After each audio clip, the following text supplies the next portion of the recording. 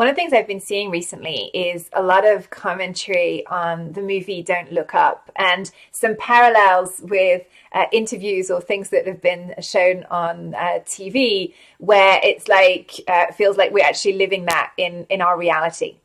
And the reason why I want to bring that up is because what usually happens at that point in time is we start to point the finger at the people who are resisting, who are obviously not on board with what needs to happen around the change that we're going through on the planet, or at least that we're being called to. So it's about kind of saying, hey, look how awful they are as people. And I completely sympathize and empathize with that. But the reason why I wanted to do this video is that there's a piece here also for us as change makers. And I'm not seeing enough people have that conversation and claim that piece, which is that if we are choosing to have a positive impact at the time or aspiring to that, it's not as simple as just saying, hey, look, there's this problem. We have to become masterful at inspiring new possibility and bringing transformation through. Ultimately, really solidly leading change, and not just leading change into a small change, but into a fundamental system shift. And why that's important to understand is that most of us were not trained for that.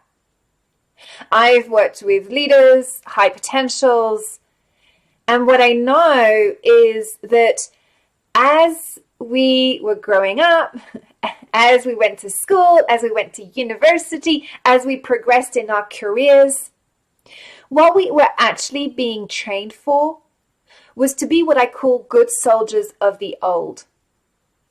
And that means maintaining and sustaining the existing status quo, and for us to be top dog, to actually win at it. That's why we talk about climbing the career ladder. But what we learned there is not what we need in order to actually bring the paradigm shift that we're being called to. And to become instead what I call the brave builders of the new.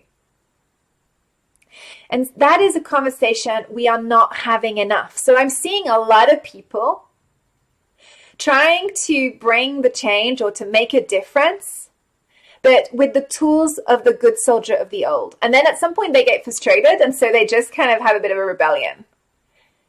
But that is not holding space for the change that we need to actually hold space for. This is not learning how to meaningfully engage others.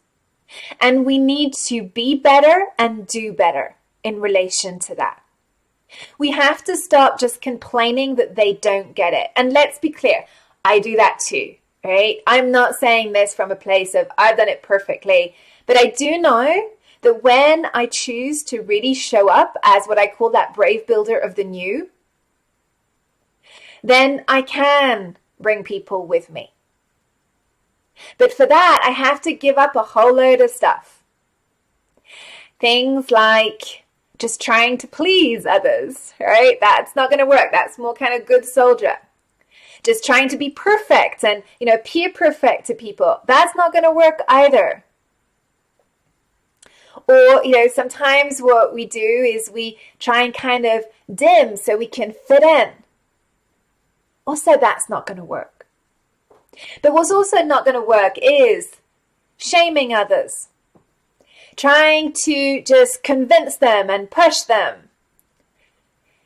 Being in this place where you're really like in this energy of, I am right, you are wrong. None of that actually works.